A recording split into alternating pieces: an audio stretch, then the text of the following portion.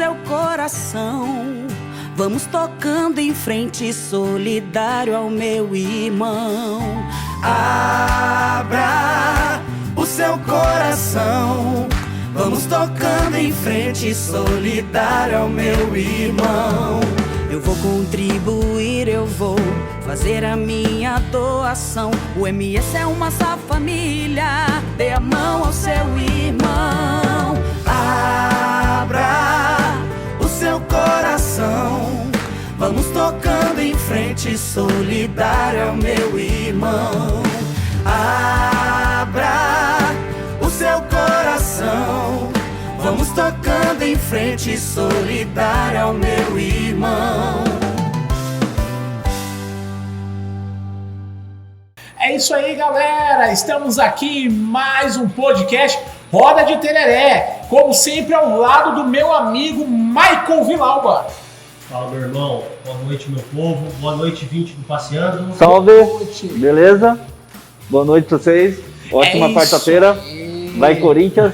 Não. Já começou errado.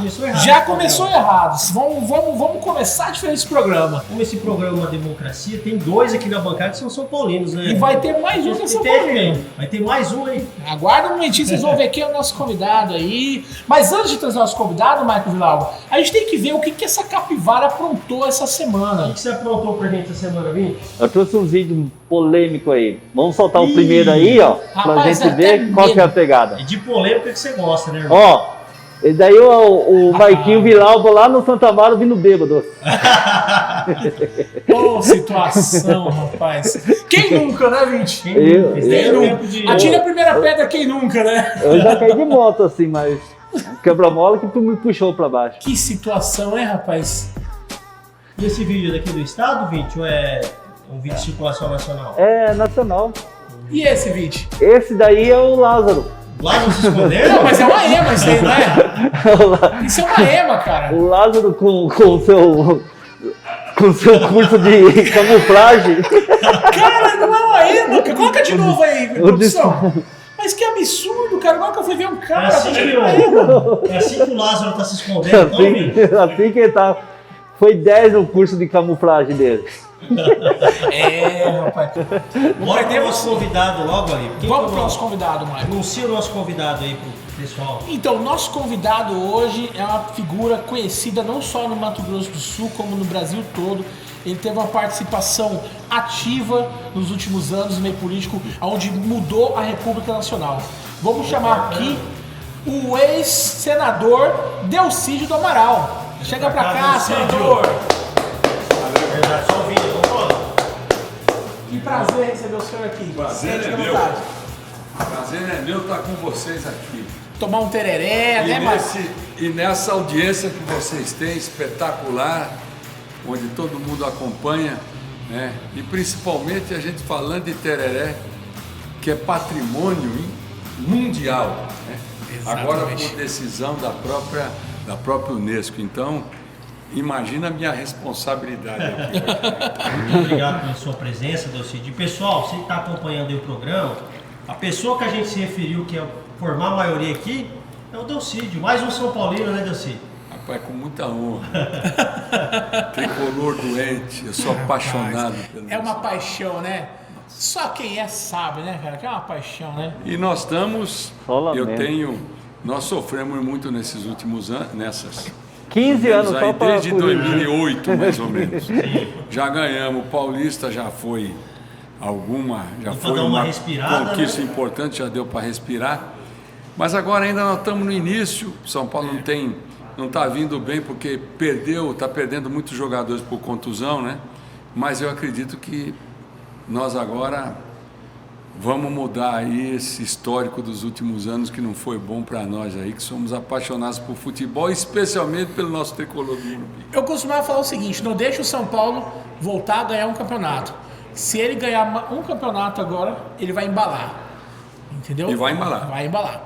É isso aí. Eu vou tratar o senhor como senador justamente pelo respeito ao cargo que o senhor ocupou. Do jeito que vocês acharem melhor. Senador Delcídio do Amaral, primeiramente, como o Marco falou, um prazer receber o senhor aqui. Prazer é todo meu. Uma entrevista muito aguardada. né? Desde o início desse projeto, né? Eu já tinha feito contato com o senhor. Sem dúvida. E é muito bom receber o senhor aqui nessa bancada. Vamos começar o nosso papo falando da história um pouquinho do senhor. O senador Delcídio do Amaral, ele é da onde? Que cidade que nasceu? O que fazia seus pais? Fala um pouquinho da sua infância até chegar aqui. Eu sou corumbaense. Com muita honra. Oh, nosso Fala Corumbá. titio. Olha, Fala titio. Olha a capivara, titia. Titio. Titio. Nem papá. Mas é um... Aliás, com todo o respeito que eu tenho ao Estado, os demais municípios, eu sou municipalista e sempre provei isso ao longo dos meus mandatos, sempre andando no Estado e levando recursos para os municípios. Foram mais de 2 bilhões de reais aí ao longo do meu mandato. Sim. Mas Corumbá é uma cidade emblemática, porque Corumbá, a história da cidade se mistura com a história do nosso estado. Verdade. Com a história do Mato Grosso, né? E Corumbá é uma cidade, do seu ponto de vista cultural, Histórico. arquitetônico, histórico. É uma cidade extremamente relevante e importante, né? Eu nasci lá, minha família é toda de Corumbá. Bacana, eu não sabia disso. Toda a minha família de Corumbá, desde o meu bisavô, depois o avô. Meu bisavô era mineiro, depois meu avô, corumbaense, todos corumbaenses. E nós sempre atuamos, a família sempre atuou nessa área pecuária.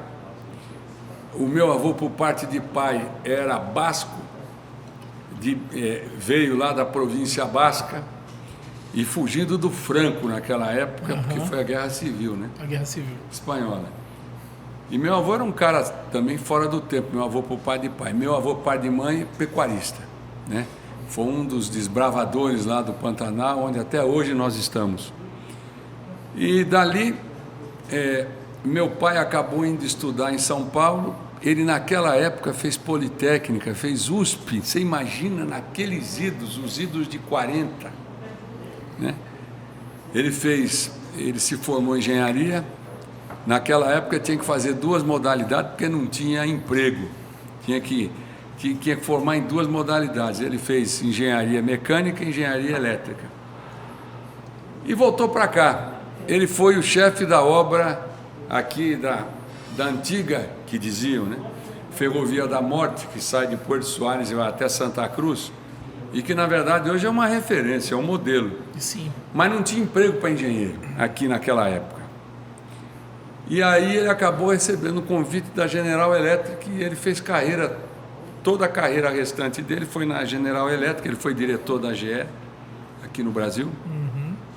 E quando ele foi para São Paulo, aí eu, menino, fui para São Paulo também. Fiz engenharia, né? E ao contrário do meu pai, que fez engenharia, trabalhando inicialmente na Bolívia e depois em São Paulo, né, andando pelo Brasil, eu formei engenharia e entrei nessa área de energia, que sempre foi minha paixão.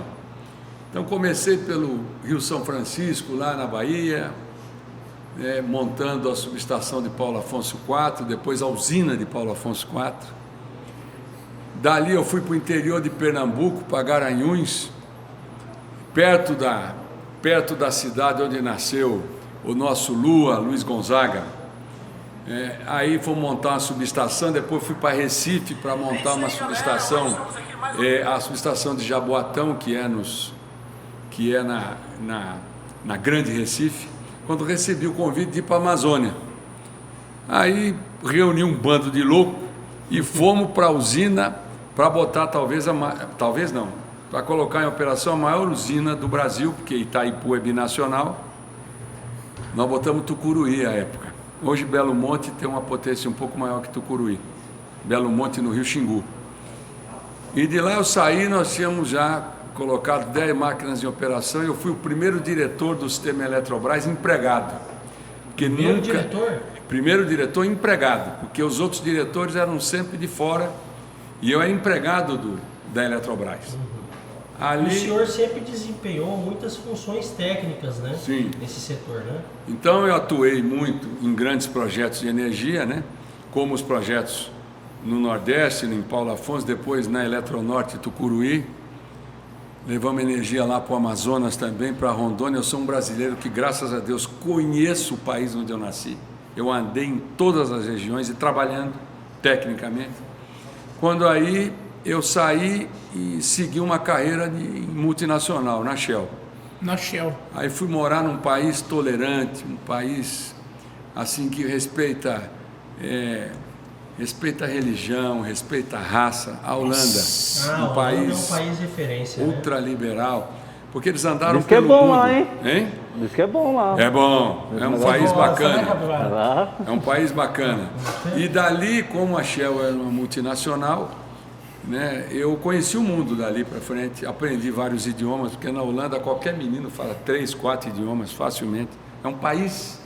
Lá assim, investiram muito em educação também. e muito. Em tudo, Educação. né? A Holanda é E em respeito às pessoas, um sabe? modelo, né? É um país plural, é um negócio... Quando aí eu voltei para levantar uma empresa que estava meio quebrada, que era a Eletrosul, que é quem fornece energia aqui para o nosso estado, para o Mato Grosso do Sul.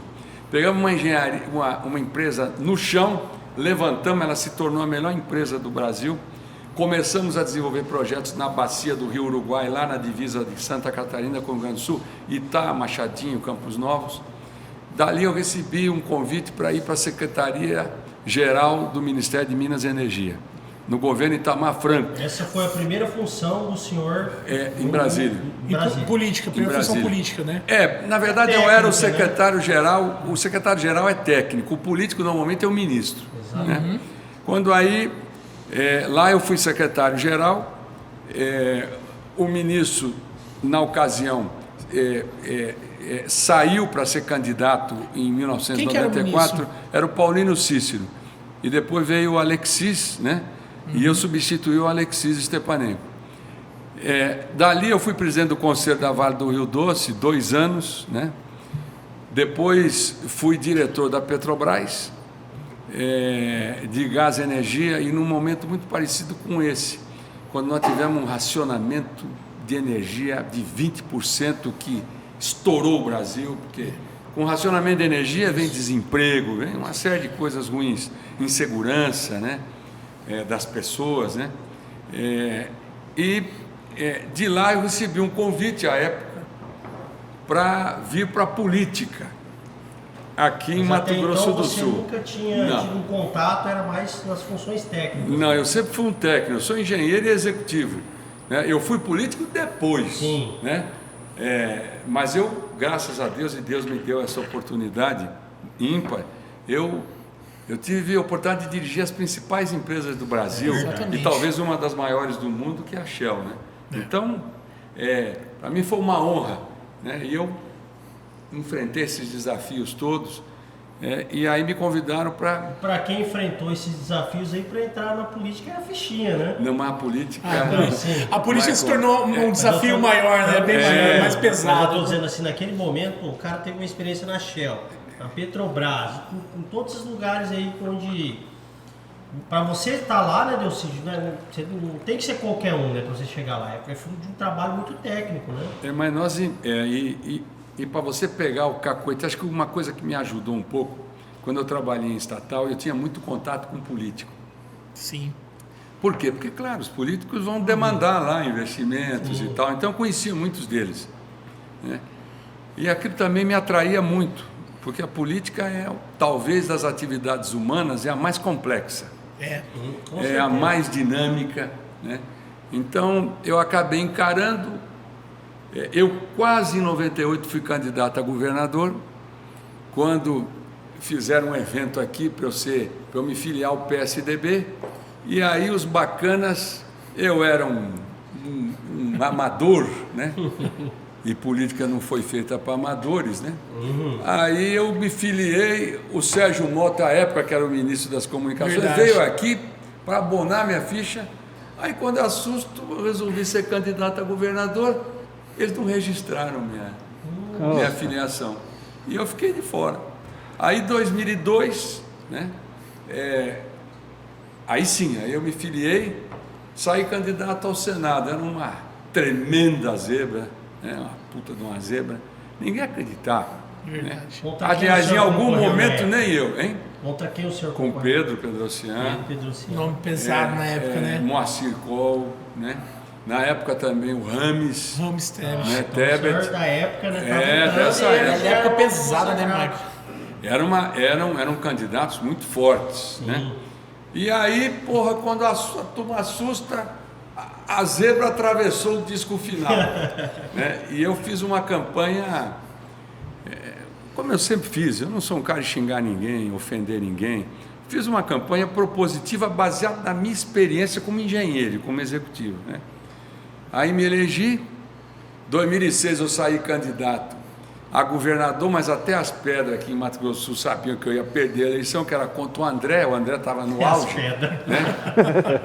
Mas só que era o seguinte, a turma, a negada falava, vai ser a maior lavada do Brasil, né? Pô, quando abriram as urnas, eu tinha feito 40% dos votos, eu e os gatos pingados andando comigo, né? Ou seja, eu perdi eleitoralmente. Outra coisa que na política a gente aprende, às vezes você perde a eleição, mas politicamente você sai tão grande que depois você chega lá. E aí veio o Delcídio, senador de todos, em 2010, quando eu fiz bateu o recorde, 826 mil votos, Essa quase campanha 827 mil. foi histórica, E né? linda. Foi E bonito. uma campanha linda sob todos os aspectos, como a primeira também foi. Eu quero fazer um adendo, não te interrompendo, mas já interrompendo, que essa campanha que você fez, Delcídio, teve uma peculiaridade muito grande que até quem não gostava, que você foi candidato já você já estava pelo PT? Tá. Então, porque eu lembro que as pessoas falavam assim, olha, eu não gosto do PT, mas eu voto no Delcídio. Inclusive, tinha até uma frase que era bem conhecida, para essa pessoa falar, o Delcídio não tem cara de petista. Ele sempre... Você ouviu muito isso, ao né, longo Delcídio? da minha carreira política, eu sempre ouvi falaram isso, isso, né, direto. E realmente, eu era... e aí, Maicon e Neto, como eu tive um outro tipo, eu vi outras coisas, então eu tinha ideias assim muito diferentes. Quer dizer, o meu relacionamento com o PT sempre foi atritado. Aí sobreveio a CPI dos Correios, que é aí que eu fui. É essa que eu quero... É como a história do Stalin.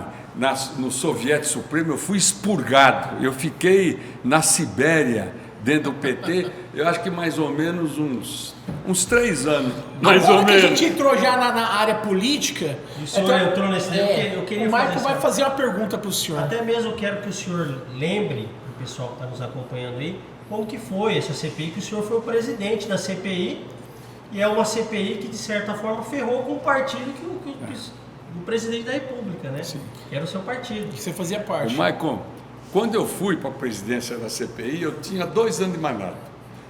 E o que os caras fizeram na hora lá? Como a bancada do PT era a bancada maior, indicava o presidente. Aí os caras, porra, vamos pegar um camarada neófito, ele vai se confundir, porque ele não conhece direito o estatuto, nada, né? Ele vai se confundir, vai virar uma mixórdia danada, uma confusão danada, e vai ficar o dito pelo não dito. Só que essa CPI era uma CPI, ela era mista, não era só de uma das casas, ela era mista. Ela tinha senador, senadora, deputado e deputada. Muito completo. E aí os partidos colocaram os melhores quadros políticos. Eu acho que eu fui indicado não por ser um quadro político à época, mas eu fui indicado porque a turma achava que eu ia me confundir completamente lá, ia virar um pastelão e não ia dar nada. Ou passar pano. Ou passar pano. É isso aí. Mas só que aí nós chegamos, eu tinha um relator que parecia um monge, né, budista, é um relator silencioso, não tinha nada de espalhafatoso, ele foi lá para fazer um trabalho. Não fazia esse circo todo. Não fazia circo, não fazia discursos assim coléricos, né? Discursos moralistas, como eu tenho acompanhado ultimamente, né? E realmente foi uma CPI que teve subrelatorias.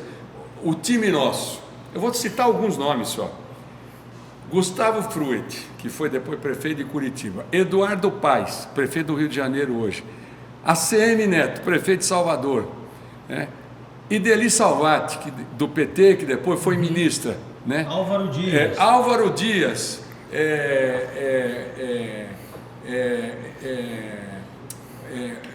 Carlos Sampaio, se não me engano. Carlos Sampaio, deputado federal. Técnico, Denise Frossar, que todo mundo conhece, juíza lá do Rio de Janeiro. Exatamente. Era um timaço. E nós tínhamos subrelatorias. Mas nós fazíamos as coisas tecnicamente. Nós, por exemplo, nós tínhamos suporte. Agora eu estou vendo que estão chamando algumas instituições, mas nós tínhamos conosco Polícia Federal, nos ajudando muito. Nós tínhamos Procuradoria-Geral da República, Tribunal de Contas da União, Banco Central, Receita Federal, em tempo real trabalhando conosco. Cara, completo demais. E nós trabalhamos tecnicamente, ou seja, nós não tínhamos preguiça. O relatório do Osmar Serralli, ele escreveu. Inclusive eu estive almoçando há tempos atrás com Hélio Gaspari, um jornalista muito conhecido no Brasil. Ele falou: você leu o relatório da CPI inteiro? Eu falei: eu li. Eu tinha que ler, até porque era presidente. Claro. Pois eu li. Não tem um erro de ortografia, um erro de gramática, um erro de sintaxe, nada. Foi o Osmar, que era um operário E o senhor como relator, né? E eu não conhecia o Osmar. E normalmente, quando você tem uma CPI, o presidente fica enciumado com o relator fica enciumado com o presidente. Mas nós trabalhávamos absolutamente alinhados, na maior confiança. E eu não conhecia o Osmar. Ele foi indicado pelo MDB e eu o fiz relator. Senador, o senhor acha que, como o senhor falou bem assim, que o relator escreveu o seu próprio relatório. O senhor acha que hoje, essa CPI que nós estamos enfrentando, vendo hoje, está acontecendo, o senhor acha que vai acontecer a mesma coisa? Não. O senhor acha que o relator vai ser capaz de escrever seu próprio relatório? Não. O relator vai entregar para a assessoria do Senado escrever para ele um relatório. Impossível. Impossível. E outra coisa que eu queria até registrar. O relatório da CPI dos Correios foi auditado, sem mais nem menos, pela Ernst Young, uma das maiores empresas de auditoria do mundo. Sim. Né? Então, com todo respeito, uma CPI igual dos Correios, e outra coisa importante também, nós fizemos uma investigação pública. Vocês lembram bem? Nós na televisão, parecia uma novela. Nós não trocamos mensagem para pressionar ninguém. Nós não fizemos nada no tapetão, às escondidas. Tudo que nós fazíamos tudo era público. E imparcial. E absolutamente imparcial, porque não foi só o PT. Tanto que foi essa... Foi o MDB, foi o PL na época, depois virou PR, mas era o PL, pegou o DEM, pegou o PSDB, pegou todo mundo. Eu me lembro bem quando eu falei, quando nós terminamos, foi a votação que eu fui xingado, que os caras o xingamento foi geral, né? Quando nós votamos o relatório final. Eu olhei para o Osmar, falei assim: Osmar, está todo mundo puto com a gente. Eu acho que nós acertamos. E realmente, aquilo serviu de subsídio, foi para a Procuradoria-Geral da República, que tinha um procurador extremamente isento e equilibrado, né? Que era naquela época o Antônio Fernando, e depois foi para o STF. E deu no que deu, porque foi um dos julgamentos mais importantes, né? Da República. Né? Foi um mensalão. Que o meu presidente do PTB nacional, quero aproveitar para mandar um grande abraço para ele. Esse eu quero mandar um abraço. Esse é um craque. Né? E quando ele apelidou aquele recurso que era liberado em função das matérias que estavam sendo votadas, né, de mensalão. Né? E na verdade nós chegamos a um nível de detalhe e tamanho que a gente fez um gráfico mostrando as matérias mais importantes votadas e como é que o fluxo de dinheiro caminhava. Então, com todo respeito, depois da CPI dos Correios, não conheço nenhuma CPI que funcionou como a CPI dos Correios.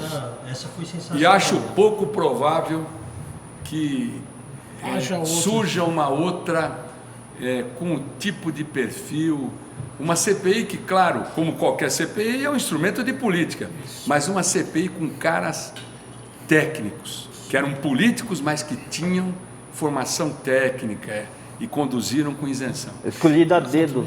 Hein? Escolhida a dedos. Sim, aliás, foram os melhores quadros partidários, né? Foram os quadros indicados, Heráclito Fortes também, que eu estava querendo lembrar o nome, lá do Piauí, Sim. né? Então, mas era um timaço, então as discussões eram extraordinárias. E outra coisa, nós tínhamos um trabalho forte de lição de casa, fora dos holofotes. O que acontecia nos holofotes, como nós estamos aqui no meio dos holofotes, nós já tínhamos trabalhado antes. Então é super organizada e um timaço. E não tinha ciúme, porque CPI, chega uma hora começa a crise, porque um quer aparecer mais do que o outro, um quer falar mais do que o outro. Impecável, com todo o respeito que eu tenho às demais CPIs. Tanto que culminou na saída do José Dirceu à época, né? Sim. Futuramente a prisão. O Delúbio Soares, José Genuíno.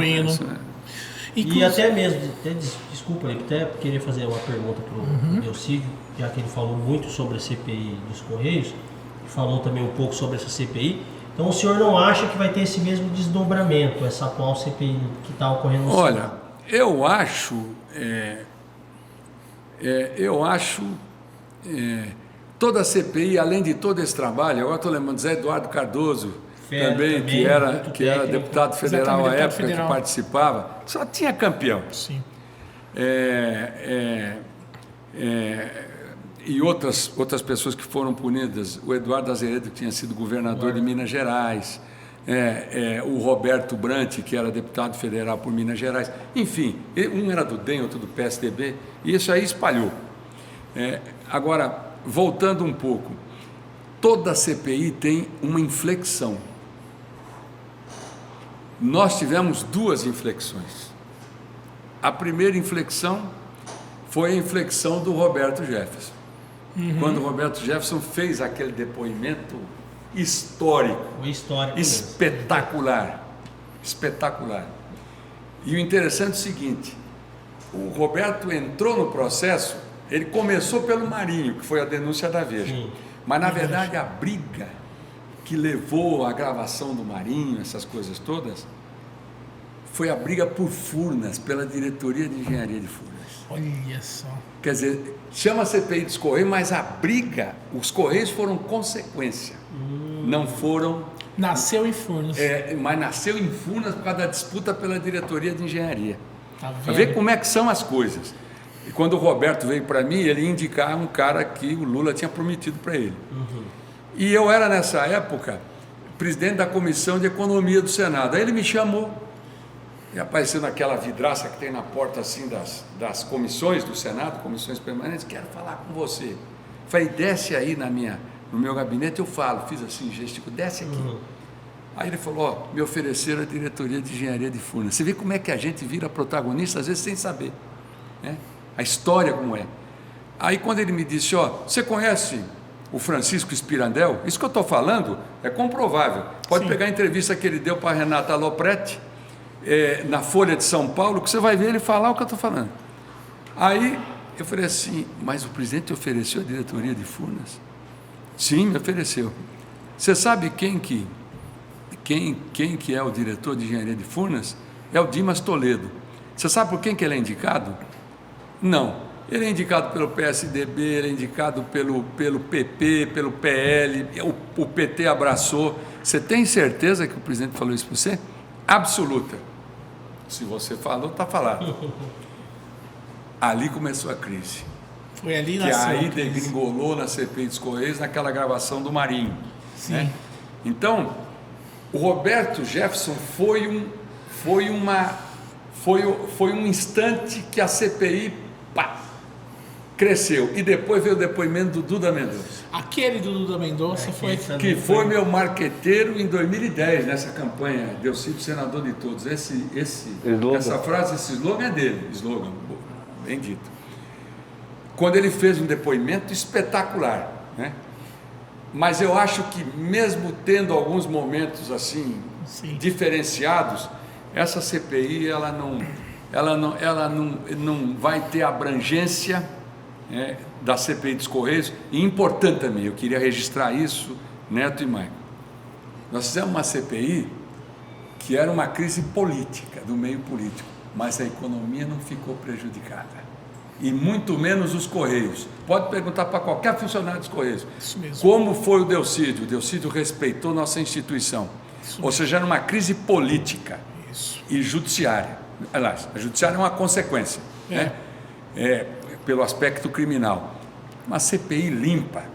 O Brasil continuou andando, o Brasil continuou crescendo. Que mesmo com tudo que ocorreu, o Lula se reelegeu ainda. Se reelegeu. Com certeza. Quem diz aquele ditado, tem um senhor que tem mais experiência que nós aqui, que quando o país não está bem economicamente, normalmente isso vai para o cara que está na presidência da República. Sem dúvida. Acaba caindo na conta deles. Sem né? dúvida nenhuma. E foi ou seja, nós tivemos isenção. Isso. A CPI dos Correios não era esse palancão que a gente está vendo, com todo respeito, né? Pô, é só uma CPI só do Bolsonaro. Para mim, os outros? Virou um Tem ninguém picadeiro. mais? Eu acho que a CPI virou um picadeiro. Inclusive, já que a gente está falando sobre essa questão da crise do Cid, eu gostaria de estar entrando, porque uma coisa levou a outra, eu acredito, e eu quero confirmar isso com você, ver sua opinião a respeito. Ao meu ver, eu assisti tudo isso como qualquer outro brasileiro, pelas TV, pelas mídias. Você acredita que a sua cassação no Senado foi ocasionada justamente como uma ferramenta de retaliação pelo esse trabalho que foi feito dentro da CPI dos Correios?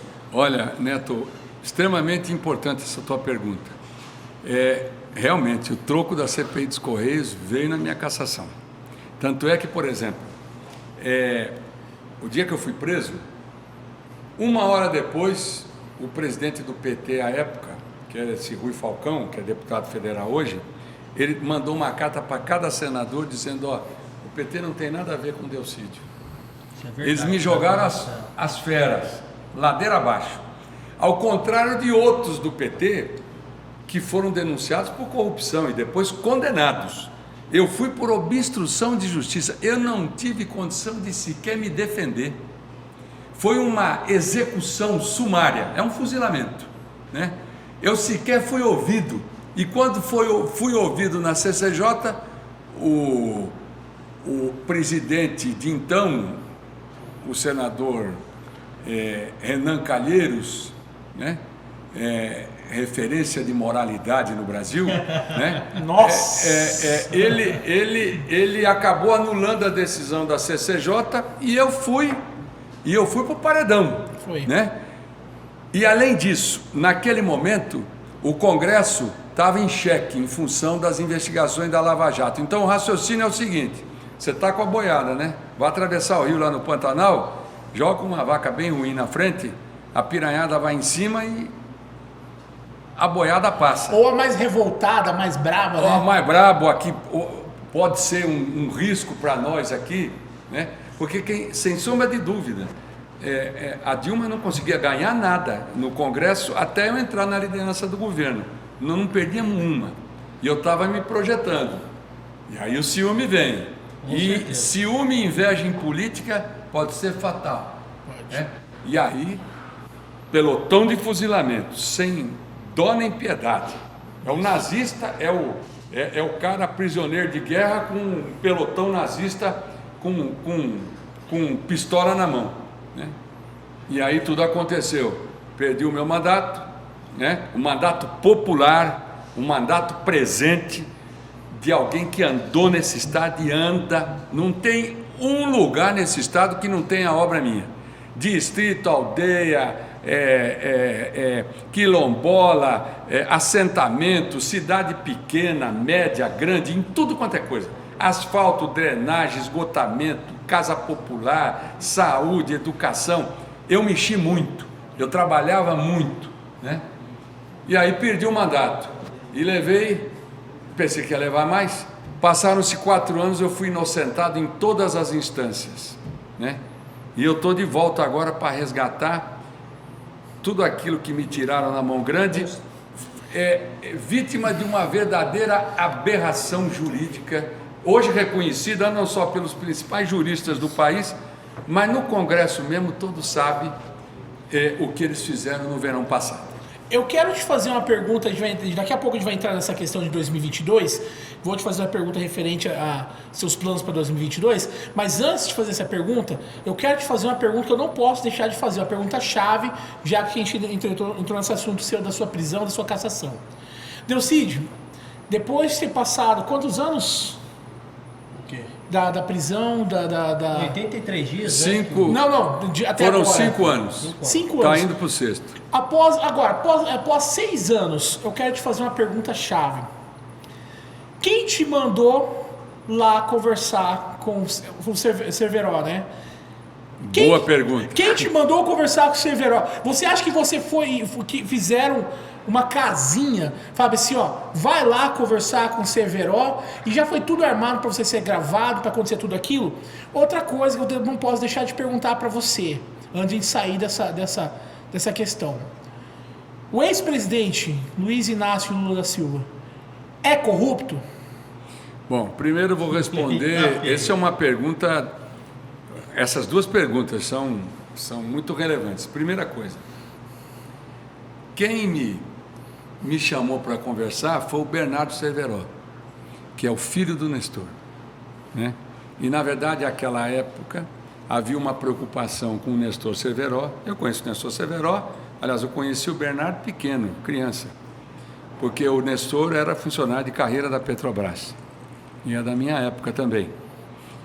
Então, ele me pediu porque ele estava vendo a situação do pai dele muito complicada, né? E ao mesmo tempo existia uma preocupação do partido com relação a determinadas pessoas que ele poderia denunciar.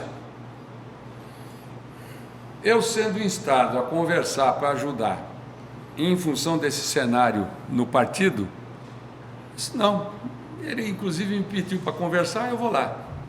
Só que algumas pessoas chaves, elas já sabiam disso. Por isso que eu te perguntei. Já sabiam disso. Então, e o que acabou acontecendo, Neto? Sabe como é que me julgaram? Eles me inocentaram, né? Mas os meus julgadores colocaram lá, flagrante forjado. O que é o flagrante forjado? É uma prova ilegal. Eu fui gravado sem autorização judicial e foi criado um flagrante forjado por quem? Pelo procurador da República à época, o senhor Marcelo Miller, que foi o mesmo que orientou. O Marum esteve aqui, o Marum sabe essa história bem, foi o mesmo que orientou o Joesley a gravar o ex-presidente Michel Temer. É a mesma pessoa. É a mesma pessoa? O criminoso sempre volta para o local do crime, né? E aí realmente criaram o flagrante forjado, né? E aí não quiseram nem me ouvir.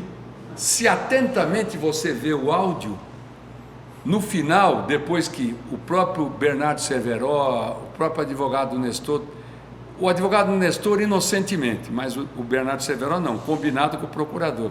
Quando eles incitam um plano de fuga, não sei o que e tal, né? No final, o que eu digo é o seguinte, não, nós temos que ver, sob o ponto de vista jurídico, se ele pode eventualmente sair desse processo ou não. Nós temos que respeitar a justiça. Só que naquela ocasião da gravação, essa frase foi simplesmente esquecida. Foi esquecida. Por quê? Porque existia um projeto também de criminalização da política, que agora a gente está vendo aí o resultado da criminalização da política, o que deu, né? E a gente está vendo depois as denúncias que foram combinadas por Telegram e outras coisas, e agora as consequências disso tudo, né? Quer dizer, feito isso, né? E o flagrante forjado, né? Deu no que deu. E eu era um cara, eu sou um cidadão do mundo, posso falar com a maior tranquilidade. Eu sou um brasileiro que conhece não só meu país, mas conhece o mundo inteiro. Você imagina de uma hora para outra você bater igual um Fórmula 1, você está com um murão na frente a 350 km por hora, 340, a Fórmula 1 não chega a isso. Mas bate de frente, eu fui para a UTI, todo lascado, me recuperei aos poucos, né? Família, você vira um pária da sociedade, né? E agora, bicho? E agora? Que eu fui inocentado. E que ficou caracterizado o flagrante forjado, que ficou caracterizado o troco que o PT deu em mim por causa da CPI dos Correios, a injustiça que cometeram, o medo do Congresso, que achou que naquela ocasião, não, vai o Delcídio, o restante está todo mundo salvo. Foi ali que eles arrebentaram a porteira. O que eu sempre pensei, Delcídio, eles acharam que fazendo isso com você, eles estavam cedendo uma pessoa, né, do nicho ali, que a Lava Jato, as instituições não iam avançar mais contra eles. E aconteceu o contrário, né? Porque foi aí que eles... Maicon, isso é bíblico. É o sacrifício do cordeiro. Você comete um pecado, pega um cordeiro para sacrificar. É só olhar a Bíblia, você vê isso. O cordeiro fui eu, lamentavelmente. Né? Então, hoje, né, eu fui inocentado. Evidentemente, vou tomar agora as providências judiciais devidas, porque isso não vai ficar barato também. Até homem assim. Você errou, eu, por exemplo, errei. Cometi um equívoco de conversar borracha. Mas quem é que no Congresso, quando vem alguém, por exemplo, de um estado que está com um problema num tribunal ou na justiça, o cara fala, eu vou falar com A, com B, com C, com D. Foi o que eu fiz, né? Aí foram checar se eu tinha conversado com algum deles. Com nenhum. Tanto é que na audiência, uma das audiências que eu participei, estava um ex-ministro do STF. Eu perguntei para ele, senhor ministro, o senhor que conhece bem como é que o Congresso funciona, o senhor já viu algum parlamentar, quando alguém pede algum favor, não dizer que vai falar com A, com B, com C, com D? Em algumas vezes eles falam, mas na grande maioria eles não falam com ninguém. Então era muito mais a questão de um conforto moral. Mas não nego que eu errei. E a gente aprende que a gente tem dois ouvidos para ouvir, não para escutar. E uma boca só para falar. Então, falar menos e ouvir mais. Só que o senhor não vai escapar da minha segunda pergunta. Bora. Então, antes dele responder essa, que é mais complexa, é uma pergunta até mais simples. O senhor teve contato com Lula, com a Dilma, depois de todos esses episódios, por ligação? Não tive. Contato pessoalmente? Não tive. Eu tenho contato com muitas lideranças do partido, mas com eles não falei. Nunca mais? Não, nunca mais e é vida que segue. Sim. Eles de um lado e eu do outro. E a Não cela... fazendo o seu, né? Hã? E a cela gelada mesmo? Não, você sabe que essa é outra pergunta importante.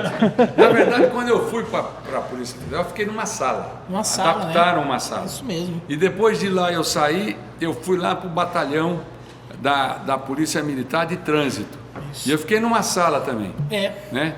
E diga-se de passagem, quero até registrar aqui, eu tive um tratamento de muito respeito, sabe, um tratamento republicano, como tem que ser mesmo, tanto na Polícia Federal, como também lá no Batalhão de Trânsito. É porque eu tive aquela base da série Mecanismo, né? Sim. Que levou o pessoal para a cela, tirava a coberta do pessoal. Mas isso efetivamente aconteceu com a maioria das pessoas, mas eu posso aqui aproveitar essa oportunidade para dizer que comigo aconteceu dessa maneira. Agora, depois você vê a Revolução Francesa, a primeira palavra da Revolução Francesa é liberdade. Você pode estar num castelo quando você é tolhido da sua liberdade, bicho. É triste, é complicado. Experimenta para ver. E eu lembro, eu não sei se eu estou enganado, mas eu lembro que o senhor ficou muito tempo ali em silêncio, aguardando um posicionamento do seu partido de se pronunciar a favor. Não, o senhor teve um tempo ali. Eles não esperaram uma hora. Né? Eles não esperaram uma hora, Neto. Não esperaram uma hora. Não, o senhor aguardou. Aguardei. Né? Aguardou um posicionamento. Falou, e aí, alguém vai se pronunciar? Pelo menos vai ser o que eles fizeram com quem estava denunciado por corrupção. Eles vão fazer para mim, que fui denunciado por obstrução de justiça. Não fizeram. Então, 2 pesos e 2 medidas. Aí foi quando o senhor teve aquele papel importante também, que a gente estava comentando aqui nos bastidores ali, que foi a delação. E essa delação que fez o povo voltar às ruas novamente, que teve aquele clima de impeachment para presidente Dilma, né? Que explodiu, né? Aliás, Maicon, esse ponto é muito importante. Foi outro erro político. A delação? Ali, outro erro político de quem queria me lascar o do Congresso. Ah, sim. Porque quando eu tomei essa decisão, aí chegou no fim o governo Dilma. E chegou aonde? Ao impeachment. Não teve jeito, não tinha jeito, né? E deu no que deu, né? O impeachment, né? E fruto de tudo aquilo, né, que foi falado, que foi tratado, e que efetivamente, uma coisa que sempre os caras falam, né? Mas a delação, não tem documento. Eu sou um político, rapaz, não tenho depósito na sua conta, cheque, não tenho. Eu sabia como o mecanismo funcionava. O senhor era o líder do governo. Claro. Então, com a Os interesses. Então, com a sua resposta agora a respeito disso, eu gostaria que o senhor respondesse, baseado inclusive na sua delação. Sim. O ex-presidente Luiz Inácio Lula da Silva e a ex-presidente Dilma, eles são corruptos? Olha, o que eu posso dizer para você é o seguinte, que Então, agora... até Deixa ele responder, pelo amor de Deus.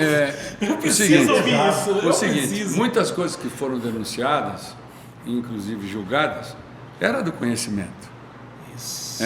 Era do conhecimento. A tese que está existindo hoje é o seguinte, é a tese que os nazistas usaram em Nuremberg. Ou seja, eu não tenho nada a ver com o cara que fez as coisas lá embaixo, num nível menor, né? A justiça agora vai dizer, mas eu conhecia bem como as coisas funcionavam. Não precisa falar mais nada. Respondido, né, Ali? Tá respondido. Meia palavra basta. Meia palavra basta. Eu sabia que essa entrevista ia ser muito boa justamente por isso, Maicon. Você tem alguma pergunta a fazer antes de eu fazer a minha pergunta? Eu posso fazer a minha, assim, Pode, que cara, já claro. era adiantado, entendeu? Nunca confundiram o senhor com Antônio Fagundes? Antônio Fagundes? Não, Rapaz, esse negócio...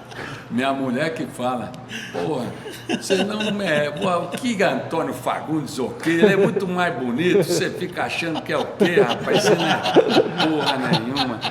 Quero mandar um abraço para dona Marca. Marca sua amiga. então está respondido. Então que já várias pessoas já confundiram Os e ela caras não falam gostou. muito, Deve até brincar, né? E o Antônio Fagundes é um cara, eu conheço muita gente aí de mídia, né, de artistas, eu sempre vivenciei muito esse setor cultural, como também o setor esportivo e tal. O Antônio Fagundes é um tremendo cara, bicho. Se eu chegar no pé dele já tá bom demais, viu? Mas é um tremendo camarada, não só como ator, mas culto, intelectualizado, preparado, decente, digno. É outro departamento. Aí Eu tenho sim. que comer muito feijão ainda para chegar mais lá embaixo. Qual que é a melhor gasolina, a Shell ou a Ipiranga? Vixe, Maria, eu sou suspeito para falar. É a Shell. A Shell tá na Ferrari. A Shell é aquela concha ali, bicho, aquilo abre qualquer porta pelo mundo afora. E é bonito, ainda. né? E É uma aproveitando que o Vinte tocou nesse assunto, estava saindo nos noticiários, eu como leigo quero perguntar isso para o senhor, que a gente corre risco de ter um novo apagão de novo. É Gostaria perigoso. de saber, que o senhor falasse para o pessoal, Ó, está Maicon. correndo esse risco. Maicon, olha, nós tivemos uma hidraulicidade muito ruim nesses últimos meses. Talvez é a maior estiagem que o Brasil passou nesses últimos 91 anos em que há medições de vazão nesses grandes rios que abastecem as hidrelétricas. Então, se você tem menos água, as hidrelétricas vão gerar menos energia, né? Então, você vai ter que ter uma componente termoelétrica, principalmente a gás natural, que é uma espécie de transição do petróleo para a energia limpa, para você garantir a energia, a geração de energia base, para não haver racionamento. Eu passei por 3 racionamentos. Eu passei por um racionamento em 88, depois passei por um outro, passei por um racionamento em 85, depois em 88, isso tudo no Norte e Nordeste, quando eu vivia lá. E depois, como diretor da Petrobras, nós enfrentamos um racionamento em 94. Esse foi um racionamento para lascar. Mato Grosso do Sul não sofreu porque era abastecido pelas usinas do Sul, e no Sul não teve problema de hidrologia, mas no restante do Brasil sim. Esse é um estrago de desemprego, de insegurança, para as pessoas, né? E nós temos que tomar muito cuidado. Naquela época, o presidente era o Fernando Henrique. O desgaste definitivo do Fernando Henrique foi esse racionamento de energia. Então, é óculos de sol e antena ligada, porque o negócio não é mole, não. Michael, antes de fazer a pergunta de 2022, eu quero falar o seguinte: parabéns pela sua pergunta que você fez para ele, porque é uma pauta que você entrou agora que eu tinha esquecido de colocar no meu hall de pergunta e você me salvou. Quando a gente senta para conversar com o Delcídio, 1 hora de conversa é muito pouco. É muita história, né? É pouco. E em cima dessa pauta que você reacendeu, eu quero até falar com o senador o seguinte. Senador, o senhor falou sobre a questão da energia limpa. Sim. E hoje nós estamos acompanhando essa questão da taxação da energia solar. É uma vergonha isso. Isso daí, é isso que eu queria saber o seu posicionamento.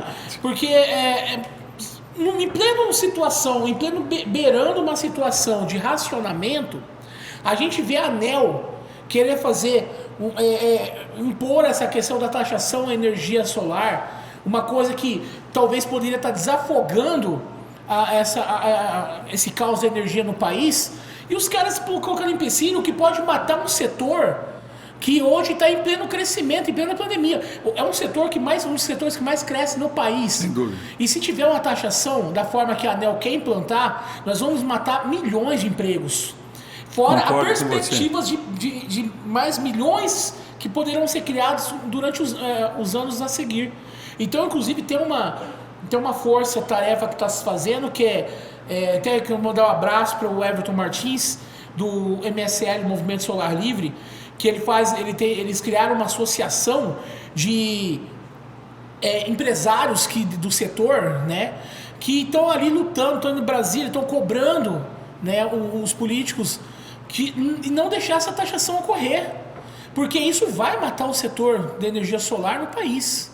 Eu gostaria que um posicionamento seu, antes de a gente entrar agora no final, que é 2022, para a gente encerrar esse papo, mas eu só quero que você dê um posicionamento rápido a respeito disso. Neto, olha, o Brasil é um país abençoado, porque ele tem uma matriz energética toda renovável. Por exemplo, só o que a gente tem de instalado de hidrelétrica no Brasil é uma coisa extraordinária. E fora a tecnologia, eu sou um apaixonado por tecnologia, até porque eu vim de empresas que tecnologia era a essência, ou é a essência. Nós não temos só esse potencial hidrelétrico, nós temos o potencial eólico, que é muito importante. Por exemplo, se você andar hoje pelo Nordeste, você vê aqueles aerogeradores que ali venta muito, e o curioso é o seguinte: você integra os dois sistemas. Quando tem muita água no Sudeste, tem pouco vento no Nordeste. Uhum. E quando tem muito vento no Nordeste, tem pouca água no Sudeste. Então, com o sistema interligado, um complementa o outro. Uhum.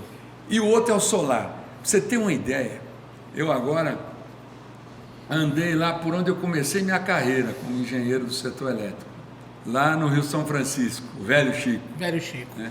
Querido, lembranças maravilhosas. Eu vi agora o que eles estão fazendo. As grandes hidrelétricas da Chesf, Sobradinho, por exemplo, Itaparica, eles estão botando placa solar no reservatório. Então não precisa comprar área nova, não precisa nada.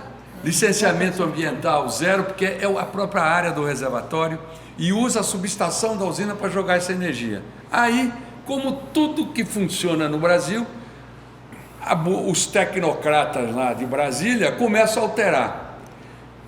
Eu vou fazer uma pergunta assim simples. Você imagina, esses projetos eólicos que foram instalados, eles têm uma formatação para incentivar a energia solar. Alguns chegam até 2040. Aí, no meio da operação dessas placas solares, da energia solar, surge uma taxa adicional. Como é que um sujeito que investe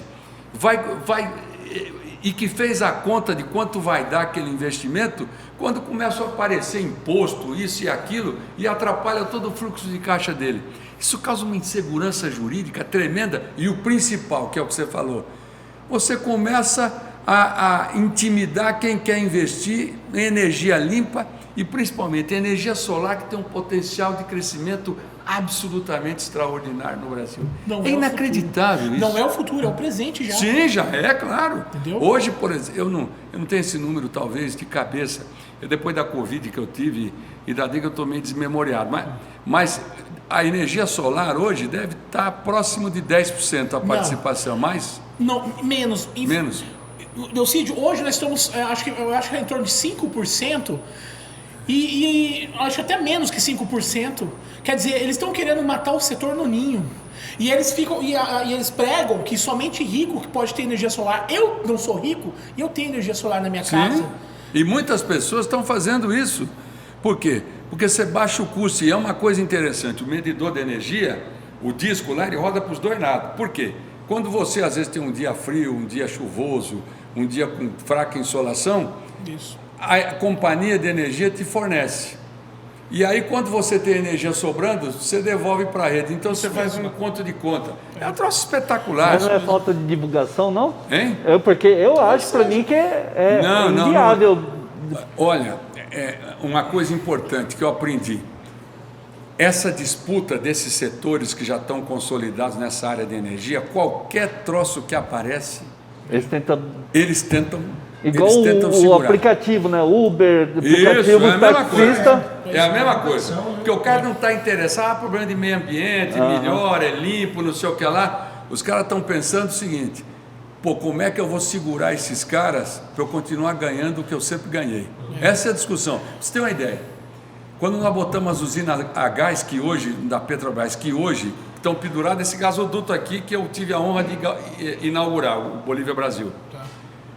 E que Mato Grosso do Sul não usufrui desse gasoduto como deveria, porque desse gás você pode tirar gasolina, diesel, amônia, ureia, e Mato Grosso do Sul pelo jeito só ficou satisfeito com a receita, porque nós demos uma canetada lá e o ICMS é todo recolhido aqui em Mato Grosso do Sul e não é recolhido nos outros estados que consomem esse mesmo gás, né? Quando nós instalamos essas usinas e começamos a botar gás natural nas indústrias, pra vocês terem uma ideia, os caras que vendiam combustível líquido, tipo diesel, eles entravam, davam um desconto dentro da Petrobras para tirar o gás que é da própria Petrobras. Senador, eu queria falar mais desse assunto, que é um assunto muito rico, mas esse infelizmente nós estamos com o assunto. nosso tempo vencendo e vamos entrar então na pergunta final a ele, mas a gente faz para todo mundo. Oportunidades também. Se Deus quiser, estou à disposição. Você quer fazer a pergunta final para ele, Maicon, sobre 2022? Vou falar rapidinho, que ele só tem no máximo 5 minutos só de programa. Falar um pouco de 2022, sua pretensão de candidatura, que o senhor praticamente anunciou aqui. Também sobre o partido do PTB, se o PTB vai lançar candidato ao governo, se pretende montar chapas para deputado federal, deputado estadual. Conta um pouco para a gente aí dos seus planos para 2022. Olha, Maicon, o desafio é eleger bancada federal, bancada na Câmara dos Deputados, né? E, evidentemente, bancada na Assembleia. Então, estou preparando o PTB, eu fiquei muito doente. Quando eu assumi o PTB, eu não tinha a mínima condição de fazer grandes mudanças, mas agora eu estou arrumando o PTB nos municípios. Isso. E com discurso político, com propostas, não é aquele, porque eu defendo a segurança, sabe porque eu defendo a saúde, e não fala nada. O povo está de saco cheio desses negócios aí, né? Então, políticas com redes sociais, por exemplo, essa aqui é uma repercussão extraordinária para o PTB. O PTB vai voltar a ser protagonista na política. O PTB já deu senador para Mato Grosso do Sul, já deu governador. E por que não vai fazer agora? Estou arrumando as dívidas do PTB também. Agora tem uma reunião com o Roberto Jefferson. O Collor está vindo para o PTB. Talvez nós tenhamos grandes novidades. Isso já foi falado em algum lugar ou não? Eu não sei, mas de repente, em primeira mão, porque eu acompanho, talvez outras grandes lideranças venham para o PTB. Quero repetir aqui, Neto, um partido cristão e conservador. É o que a gente espera. Essa é a característica do PTB. Muitas pessoas, né, sem dúvida nenhuma. Está vindo muita gente e gente ótima, gente muito boa. O Homens senhor de Deus. Candidato? E eu estou me preparando para ser candidato a deputado federal. Evidente, eu não estou dizendo que vou ganhar, mas eu tenho uma eleição boa para disputar. Não estou dizendo que vou ganhar, né? E ao mesmo tempo também o PTB vai apresentar nomes importantes, nomes bons. Nós estamos fazendo uma renovação no partido e acho que um líder político, a grande vitória dele é quando ele consegue trazer para os holofotes as pessoas novas e as pessoas que têm espírito público, que vão ajudar o Estado e vão ajudar o Brasil. Senador, já você quer fazer? O senhor está dizendo então que o PTB aqui em Mato Grosso do Sul vai seguir a linha que o Roberto Jefferson já tem seguido. Absolutamente. É um partido de direita, um partido Sem centro-direita. dúvida nenhuma. Base bolsonarista?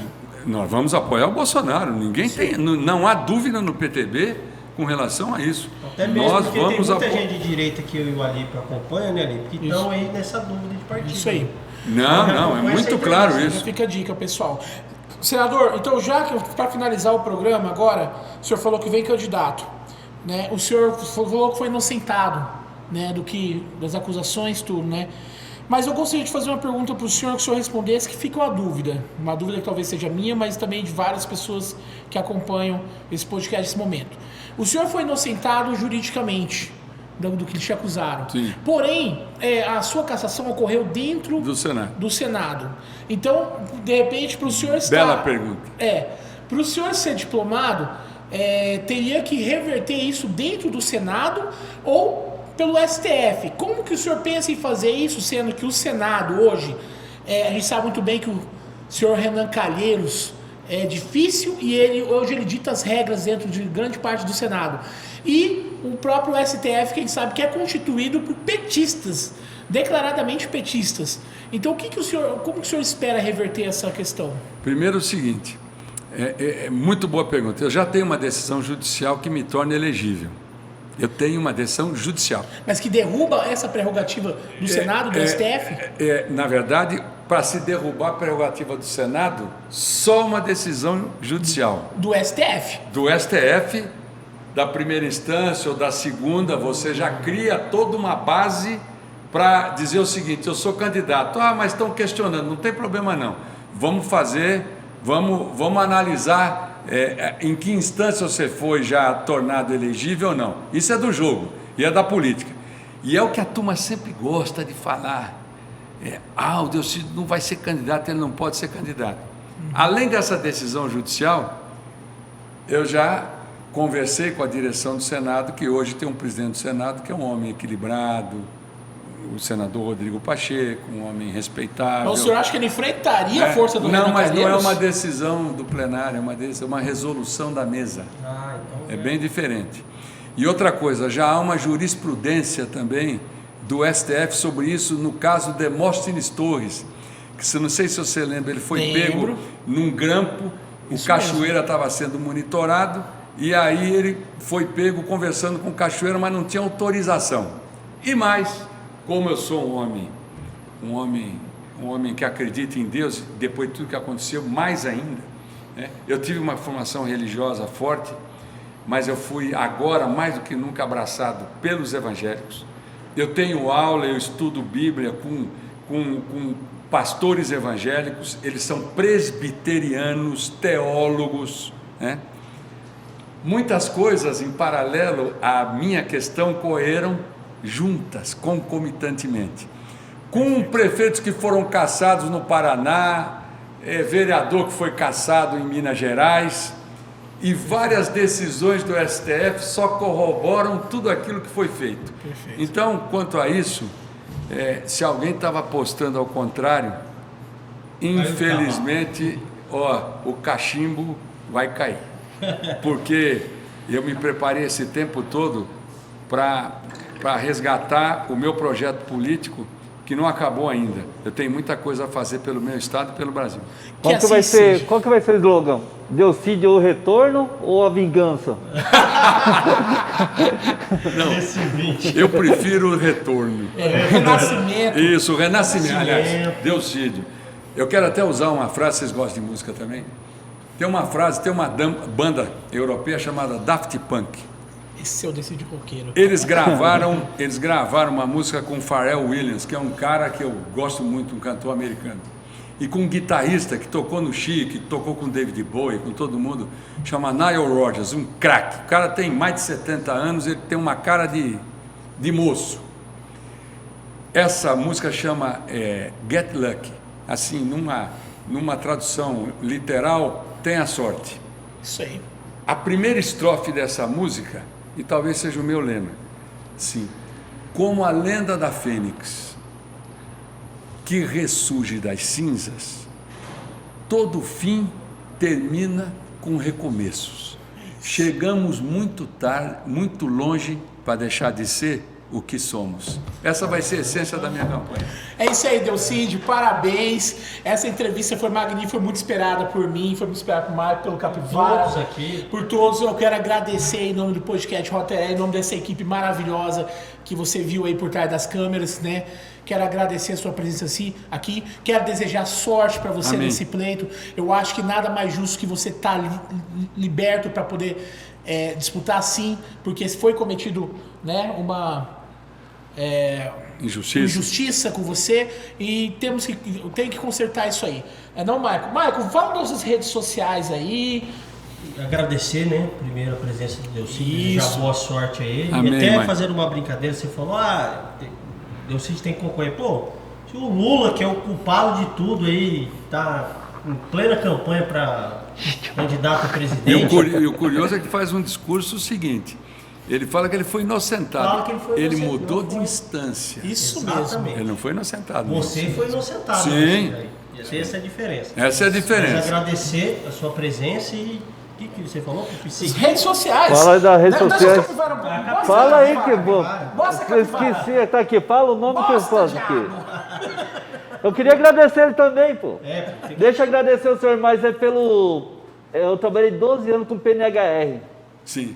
E o senhor foi um dos senadores que mais trouxe, ou o único senador, para falar bem a verdade, que mais trouxe recursos para esse programa. Quem não sabe é o Programa Nacional de Habitação Rural. Sem dúvida. Essa capivara Então, letrada. Com essa dessa capivara aí, meu amigo, eu saio bonito do pedaço. Eu trabalhei 12 anos, então eu acompanhava muito Você reunião com meus ex-patrão e sempre falava que o senhor trouxe mais recursos, né? Mais Você sabe habitação. capivara que é? Por exemplo, tem lugares... Eu quero agradecer em nome de assentado, de ribeirinho, de aldeia indígena, que eu ia fazer as medições lá. Outro dia eu conversei com uma pessoa de Amambai, falou, senador, o senhor tem que ir lá na aldeia, porque as lideranças todas têm uma saudade do senhor que o senhor não imagina. E é verdade, porque eu ajudei muito, eu sempre tive muito presente. Obrigado pela atenção, pelo carinho. É isso aí, senador. Muito obrigado. Então, Agora, capivara, vamos trabalhar. Mostra nossas redes sociais Vai, aí. fala aí. Aqui, ó, tá aqui embaixo aqui a roda de... Arroba PDC Roda de TV. PDC, tem que mudar, velho. PDC parece nome de partido. PDC Roda de Tereré tá aqui, ó. E os nossos patrocinadores, né? Também, né? Nós estamos bombando agora. É isso aí, mostra aí nosso patrocinador. O Brasil Teles aí, do nosso Brasil amigo Teles. português. O senhor gostou do tereré? Show, né? Isso é igual para pantaneira, é igual perguntar se o sapo quer pular na água, né? Então, já que o senhor gostou, esse aqui é um presente em nome do podcast Roda de Tereré para o senhor. Legal, Em nome também da Brasil Teles, nosso amigo Portugal, um abraço para você. O português mandou para o senhor de presente. Semana estarei aí, Portugal. Isso aí, Portugal. Tamo junto, o Capivara vai para aí semana. Outra coisa, se o senhor quiser trocar de carro, conhece a O Motors. Delcídio vai ter que trocar, porque ele vai ter que andar o Tem estado que todo. trocar, Nesse tem que tamanho, estar né? numa máquina boa para rodar. Ó, tem uma isso aí. caminhoneta boa lá pro senhor lá, ó. Aí, ó. Andar A na área Emotors vai rural. ter uma caminhonetona boa pro senhor rodar esse estado, entendeu? A Emotors fica ali na Afonso Pena, eles têm um serviço de atendimento vou lá. ótimo. E outra coisa, eles fazem um pós-venda maravilhoso também, viu, senador? Opa! Pra saber se tá correndo tudo bem, se o carro tá do seu agrado. É um Legal. pessoal de confiança, pode procurar a Emotors. Vou lá procurá-lo, porque eu preciso de uma máquina boa para andar. Tem que andar Aí sim. muito. E Né? muito. É isso aí, fala do nosso próximo patrocinador, Michael. Agradecer também o pessoal do Xerife 67 Oficial, né? É isso, Xerife 67 A oficial. página policial aí, estão sempre postando aí tanto o serviço da nossa segurança pública, quanto até mesmo a questão de entretenimento, vídeos engraçados. Isso aí. Xerife 67 Oficial, sigam a página do Xerife 67 Oficial aí, pessoal. Agradecer aos meninos. Isso aí, menino tá fazendo um bom trabalho. Show de É isso bola. aí, Michael. Tem mais alguma coisa pra mostrar? Só lamentar, né? Porque Só a conversa já lamentar que acabou, né, Delcídio? É Tem isso muita aí. coisa pra gente Mas, conversar ó, ainda. não me chama que eu venho, hein? O senhor vai vir e vamos conversar sobre rock and roll a próxima vez. Faltou isso. Rapaz, aí nós precisamos de umas 3 horas, 4 horas mais ou menos, Isso nós aí. conversamos bastante. Pessoal que acompanhou esse podcast até agora, muito obrigado, um abraço a vocês e até o próximo programa, não, Michael? Até mais, pessoal. Boa Até noite. mais. Fiquem com Até Deus. mais pra vocês. Um abraço. É isso aí, um abraço, Abraço, pessoal. valeu.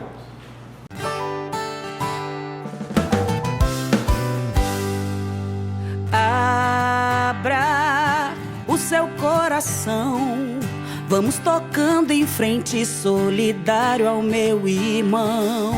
Abra o seu coração, vamos tocando em frente, solidário ao meu irmão. Eu vou contribuir, eu vou fazer a minha doação. O MS é uma só família, dê a mão ao seu irmão. Abra o seu coração, vamos tocando em frente, solidário ao meu irmão. Abra o seu coração, vamos tocando em frente, solidário ao meu irmão.